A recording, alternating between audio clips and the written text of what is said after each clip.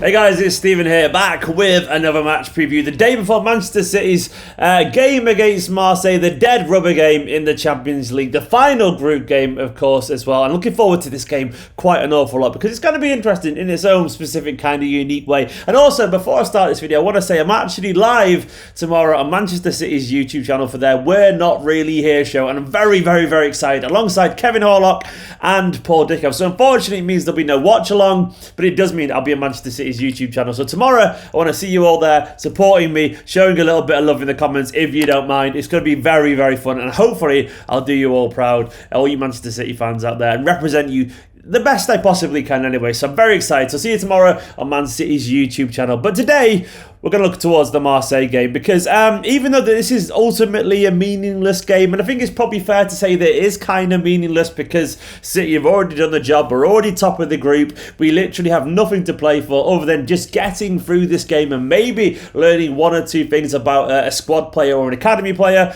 But ultimately, other than that, well, I guess it's just a game that we'll forget about eventually, and one just to kind of as a chance to rest players ahead of the United game. Now, of course, we know the only game that actually matters at the moment is the United game. Guardiola would disagree and turn around and say, well, no, every game matters and we want to win this, and he has said that. Of course we want to win this game, but really it kind of is kind of meaningless. However, it doesn't mean we can't expect a few interesting things from this game. I am expecting to see some interesting team selections. I'll get onto that in a bit, of course. So it's going to be intriguing to see how he goes for it. There was a few notable quotes from the press conference. Guardiola touched on Phil Foden. He was asked about where he's going to play and all this kind of stuff. And Guardiola said he's so good. Now in the moment, I see him play up front for the dynamic sense of goal and the pressure. I'm pretty certain, sure, with the age and years, when he's 24, 25, he'll be able to play in the defensive positions. He has to understand more, but it's part of the age. He can play both wingers or the striker. As a manager, to have a player who can play in these positions, it's fundamental. And I kind of agree. Of course, when you look at like David Silva as a youngster, David Silva was pretty much still a winger when he came to Manchester City.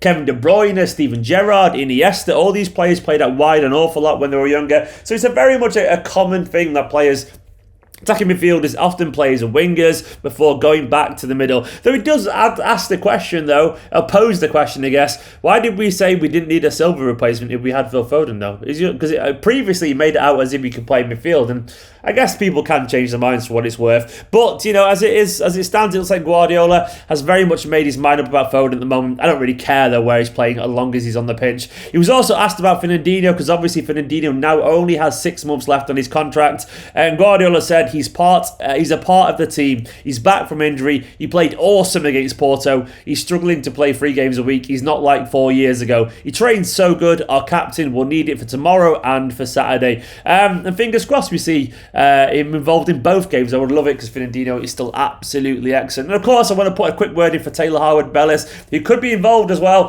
Howard-Bellis, of course, has signed a new contract, which is absolutely fantastic to see. He's only 18 years old still. Loads of ability. Fingers crossed that Taylor can carry on pushing forward, and maybe he'll get be involved in the squad tomorrow. That'd be interesting to see. In terms of the team news, bit of positivity around Aguero-ish. Guardiola said that is, we will decide tomorrow, maybe on the bench. Tomorrow we make a training session, see how his reaction in his body. Important is the last 2-3 days he was part of the group. The niggles he had in the past disappeared. He'll be back when he's able to train regularly and get minutes. The quality is there. We know him quite well. He's working incredibly hard to come back. He needs a bit more time for his injury, but we are patient. Understandable. I mean, we can't rush Aguero back, unfortunately. He's the kind of person that will pick up some injuries. I just realised, by the way, I didn't even mention the tree. It's Christmas. Hello, tree. I forgot to mention the tree. Bloody love having the tree next to me. It's all good stuff. The star of the videos now. But anyway, back to Aguero. I did also see a tweet from an Argentinian journalist who suggested that he'll get some minutes tomorrow, potentially, to try and prep him for the derby at the weekend, which makes a little bit of sense. Will he start? Time will tell. And also in terms of the academy players, Guardiola was asked about it, and he did this whole thing about stressing how important the game is, but then he said 4 or 5 players will be in the squad tomorrow. We will play to win. It's the best way to prepare. We have to respect Marseille and Olympiacos. We'll play to win. The players know it. I mean, obviously he's going to say that, but of course it does mean there'll be a lot of changes in the side. In terms of the actual lineup, It's going to be a very, very interesting game. Now, we know Guardiola will start Zach Steffen in goal. The American gets a chance to make his Champions League debut tomorrow. And usually, by the way, if Ederson's not playing, that's when you know we're making a lot of changes. Because Ederson will play any game that is deemed important. And that's not a slight on Zach Steffen, it's just because he's on number one. So if Zach Steffen's coming in, do expect a vastly changed side as well.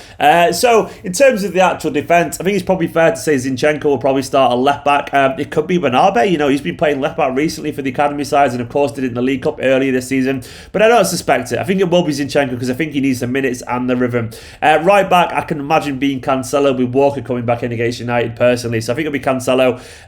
In terms of the actual centre back options, I've got a feeling Garcia's going to play. Will it be Laporte? Laporte hasn't played much recently, so will this be a chance for Laporte to play? Will it be Ake? It could be Ake. I'm going to say Ake and Garcia, actually. Ake and Garcia with Laporte not involved in this one, potentially back at the weekend. I could be wrong. Maybe it'll be Ake and Laporte. Oh, it's very hard to say.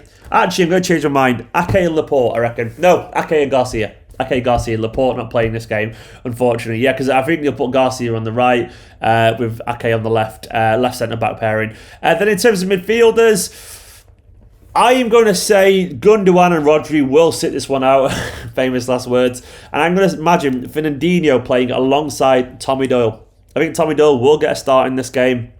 Tommy Doyle, in terms of the academy players, by the way, who could be involved, it'll be, he said 4 or 5. Looking through the squad list in terms of B list, we know Delap's not there. Braff's probably injured. I don't think he's on the B list either. Delap's not on the B list at all because he's not been at the club long enough.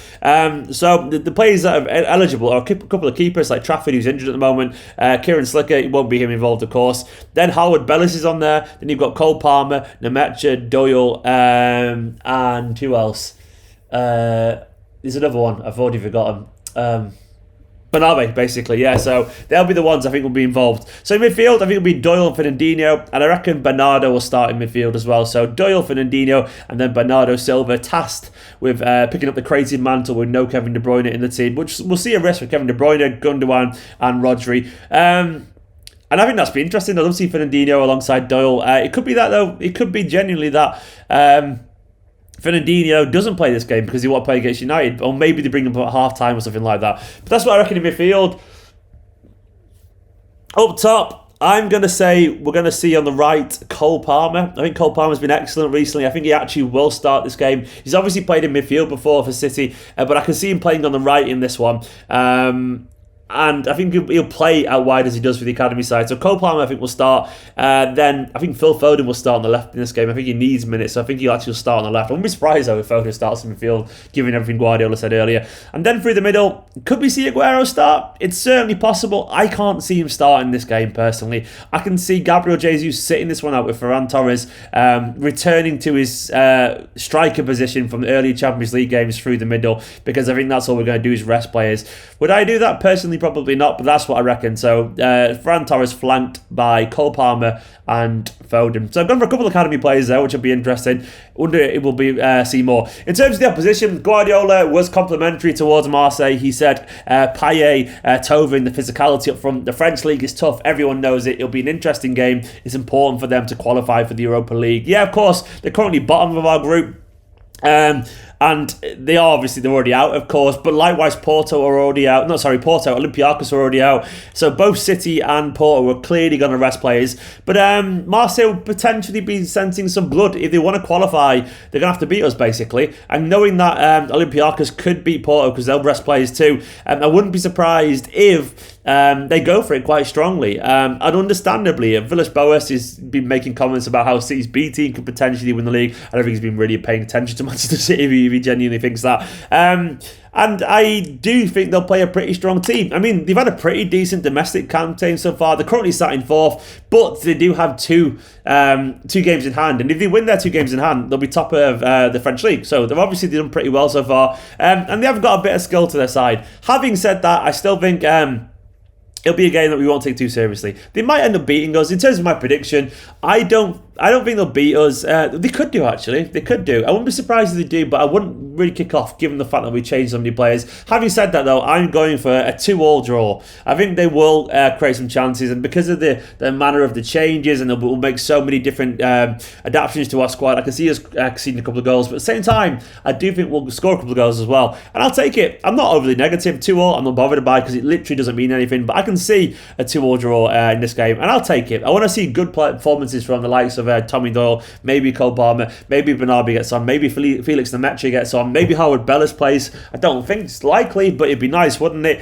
And hopefully Foden gets in good form, and Fernandinho gets a bit of game time, and hopefully Aguero comes on as well. So yeah, guys, that's my prediction. 2-2. It could be 2-1 City, it could be 2-1 Marseille, but I reckon it'll be a draw in the end, a score draw, and I'll take that because it doesn't ultimately matter. So as I was saying, no watch along tomorrow, unfortunately, because I am on Manchester City's YouTube channel, so I want to see you over there supporting me in the comments. I'm looking forward to it as well. It's delightful, and I've been invited because of you guys supporting me, so thank you very much. And also, obviously, all these names going down the screen, these are my patrons. Big love to everyone involved, it helps. And of course, all the YouTube members, and of course you there watching who can't afford to get involved in the Patreon or YouTube. I understand that, but you carry on liking the videos anyway. It really does mean a lot. Continue to love and support. Thank you very much. You're all ace. Subscribe, like, comment in a bit.